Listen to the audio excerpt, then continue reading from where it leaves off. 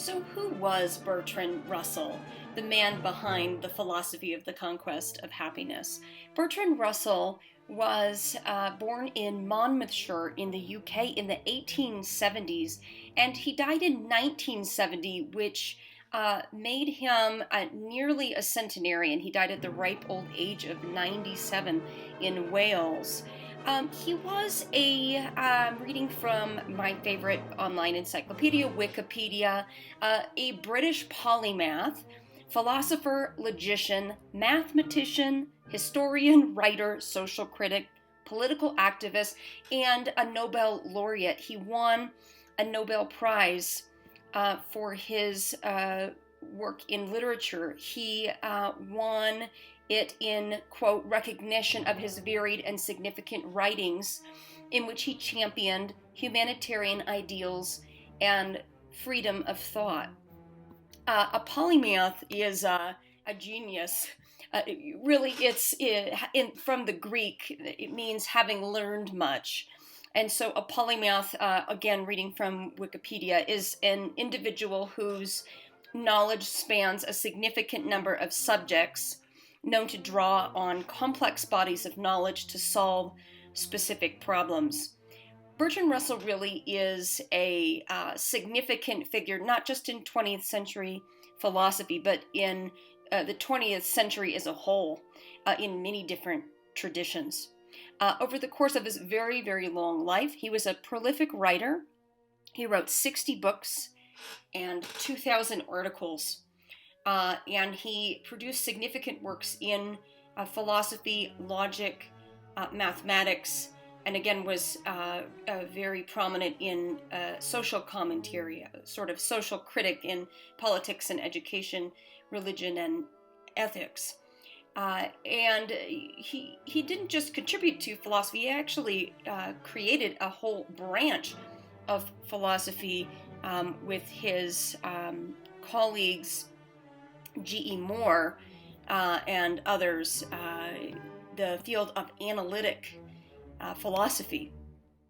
He also wrote Principia Mathematica with Alfred North Whitehead, which is a huge tome of work. It's a 2,000-page, 3-volume work on the foundations of mathematics, which is said to have stimulated the study of logic throughout the 20th century.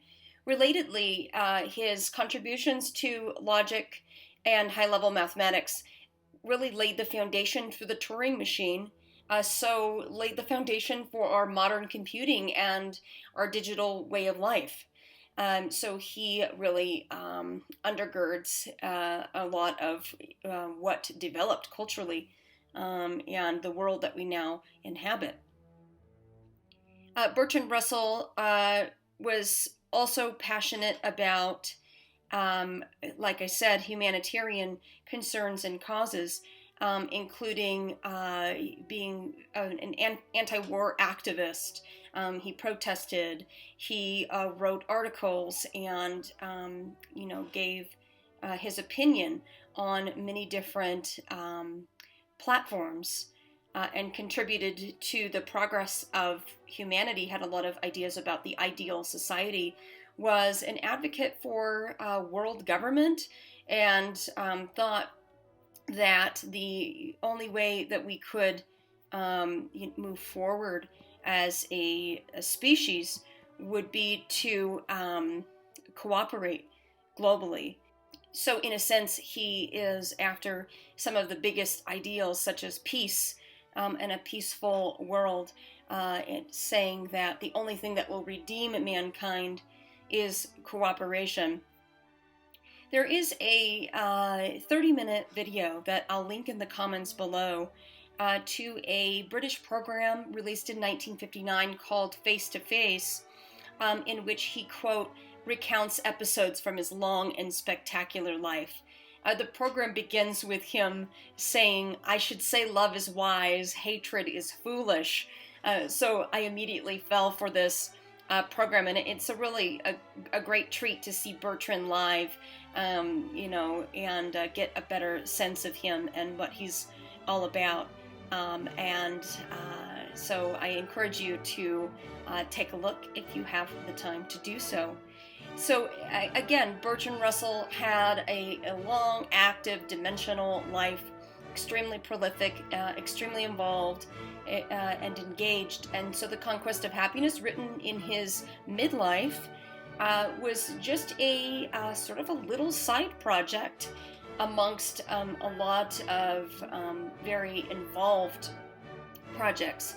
A part of his effort to, bear in on important subject matter, to educate the public with, what he could regarding humanitarian ideals, so that we could perhaps one day achieve the ideal society of global cooperation, peaceful relations, and robust happiness for all.